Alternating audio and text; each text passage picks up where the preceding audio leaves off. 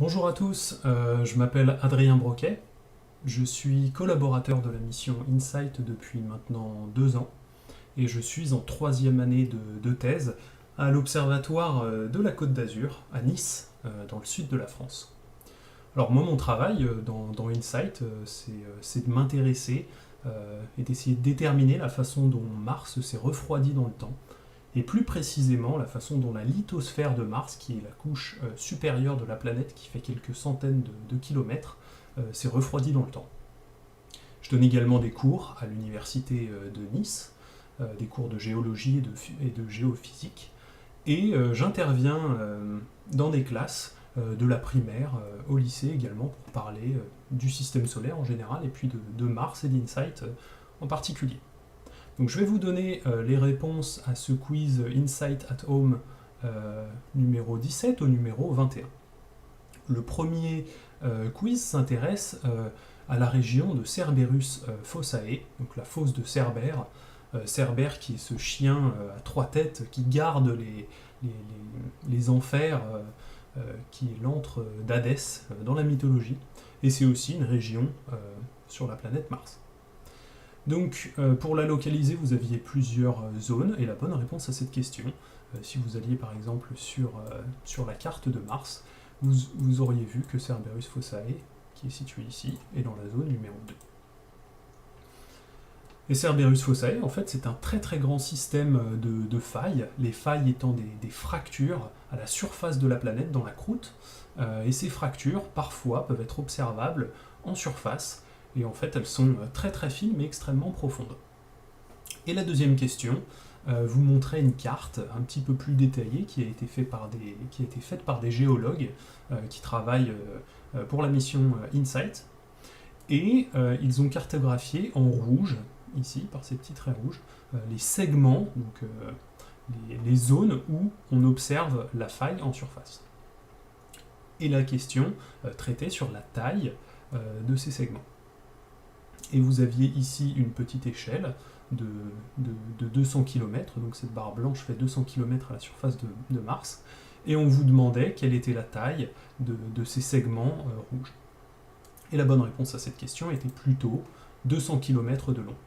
Dans son ensemble, tout le système de Cerberus fossae est très allongé, mais très très long, fait pas loin de 2000 km de long, mais les segments de failles individuelles, les plus grands, font autour de 200 km de long.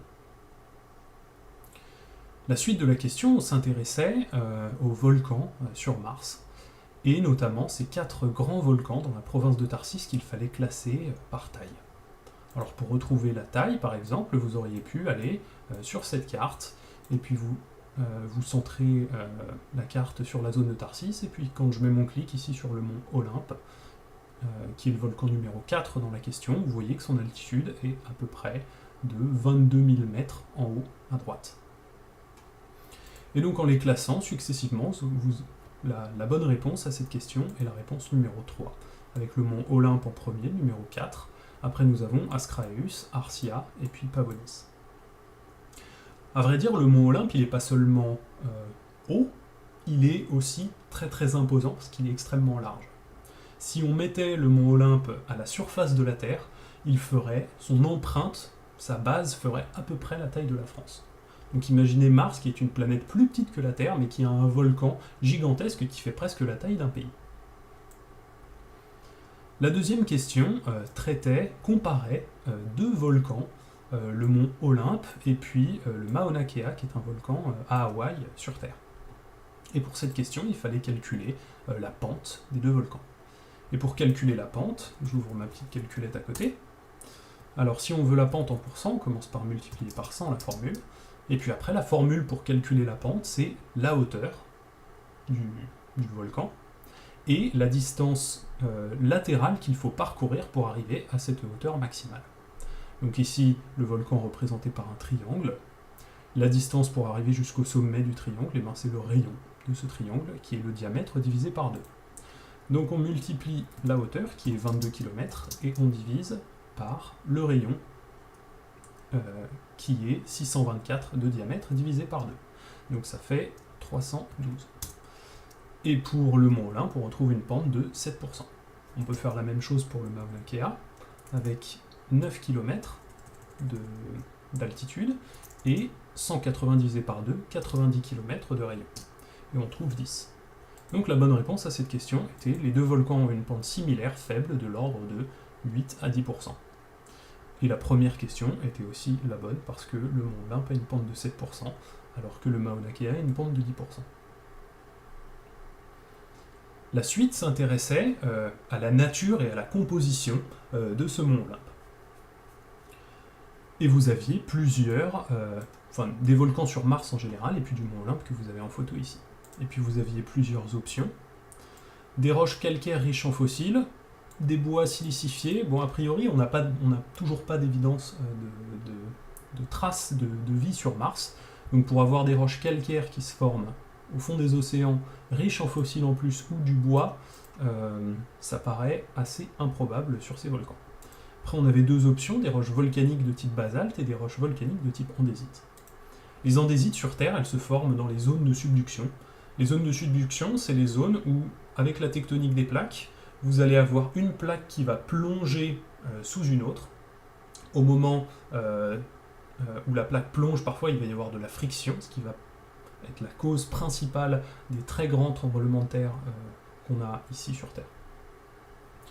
Donc ces andésites sont particulières des zones de subduction. Sur Mars, il n'y a pas de tectonique des plaques aujourd'hui, et donc il y a très peu de chances qu'on retrouve des andésites sur Mars.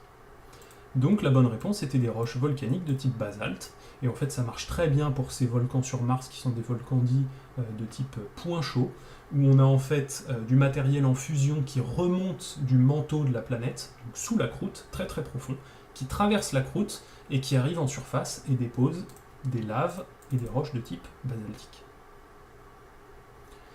La question suivante, comparer deux images, une photo prise par Mars Reconnaissance Orbiter, qui orbite autour de Mars, avec une photo qui est prise d'un quartier aux États-Unis.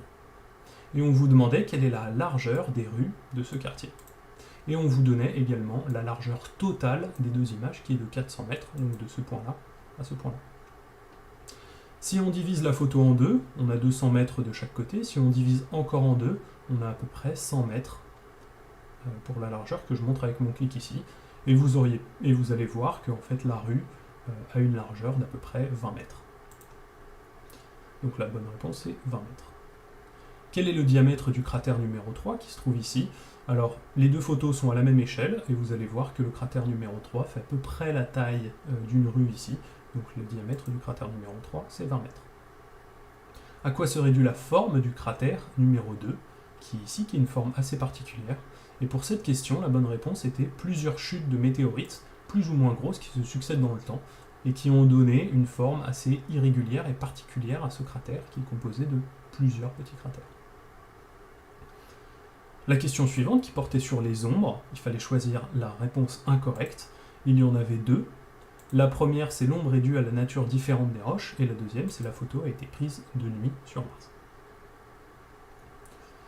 Le quiz numéro 20 vous montrait des images high rise avec des dunes, qu'on voit ici. Donc la couleur sur cette image représente l'altitude, avec des altitudes basses pour le bleu, et des altitudes un peu plus hautes pour le rouge, et 200 mètres de différence entre le bleu et le rouge.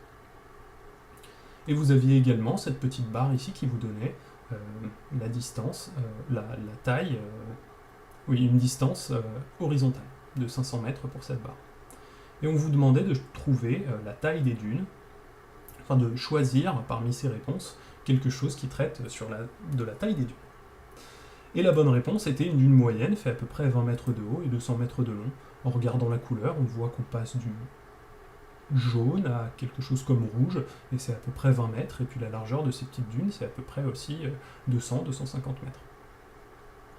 Après, on vous demandait quel est le type de vent, la direction du vent qui permet de former ces dunes. Alors ça, c'est une expérience que vous pouvez refaire chez vous, si vous prenez un peu de sable ou un peu de terre, le mettre bien à plat, et puis souffler dessus. Et vous allez voir en fait que vous allez créer une pente relativement lisse, puis qui va devenir très très abrupte dans la direction dans laquelle vous soufflez. Et donc pour cet exemple-là, on voit que la partie lisse de la dune est de la droite vers la gauche. Donc en fait, ça veut dire que le vent soufflait de la droite vers la gauche. Maintenant, on a cette flèche qui nous donne la direction du nord. Donc à droite, on sait qu'on a l'est, à gauche, on sait qu'on a l'ouest. Et donc le vent, pour former ces dunes-là, souffle d'est en ouest. Donc la bonne réponse était la réponse numéro 4. Le dernier quiz vous demandait de retrouver la position de 4 robots à la surface de Mars, et puis on vous donnait plusieurs positions en latitude et en longitude. Donc pour ça, vous pouvez aller sur la carte. Vous avez cette petite option-là pour voir où sont positionnés les robots sur Mars. Vous avez par exemple Insight ici, et puis vous avez Curiosity à côté. Et dans la petite boîte, en haut à droite, vous avez la longitude et la latitude. La bonne réponse pour cette question était Curiosity, qui est en fait extrêmement proche de Insight à ces coordonnées-là. La question suivante vous demandait de retrouver le cratère qui a permis de définir il y a un peu moins de 200 ans le méridien 0, donc la longitude 0 sur Mars. Et pour ça, vous pouviez retourner sur le planisphère, trouver la région de Meridiani Planum, suivre ce méridien de longitude 0, que vous voyez dans la petite boîte en haut, on est bien à 0 degré est, et vous allez trouver le cratère qui est intersecté par cette ligne de longitude. Et ce cratère, c'est le cratère numéro 2. Et puis la dernière question vous demandait de retrouver le parachute de Insight qui a été pris par la caméra iRISE. Et si vous regardez bien, le petit parachute, il est en position numéro 3, on le voit ici. Et puis vous avez une petite photo du parachute plus en détail. Voilà, c'est tout pour moi. J'espère que ce questionnaire vous a plu. Et puis je vous dis à une prochaine fois. Salut!